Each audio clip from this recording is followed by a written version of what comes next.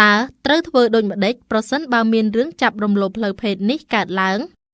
ក្នុងអំឡុងពេលនៃសកម្មភាពចាប់រំលោភត្រូវព្យាយាមរត់គេចបើអាចធ្វើទៅបានត្រូវប្រឆាំងនិងរារាំង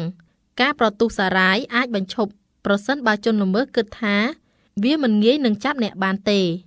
ប្រសិនបើមាននរណាម្នាក់កំពុងតែសម្ដៅមករកអ្នកសូមស្រែកដាក់អ្នកនោះឲ្យឮថាឈប់ឬថយក្រោយប្រសិនបើអ្នកកំពុងកាន់វត្ថុអ្វីមួយអ្នកអាចប្រើវាជាអាវុធត្រូវកាន់វាឲ្យជាប់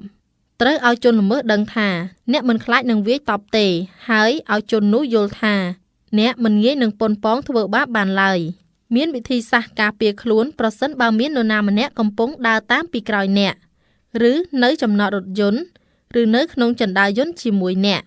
ឬនៅគៀនកន្លៀតណាមួយអ្នកត្រូវតែមើលមុខជននោះឲ្យចំហើយសួរសំណួរដើម្បីដឹងពីគោលបំណងអ្វីមួយរបស់ជននោះធ្វើបែបនេះវាអាចជួយអ្នកឲ្យផុតពីការប៉ុនប៉ងមួយបានដែរ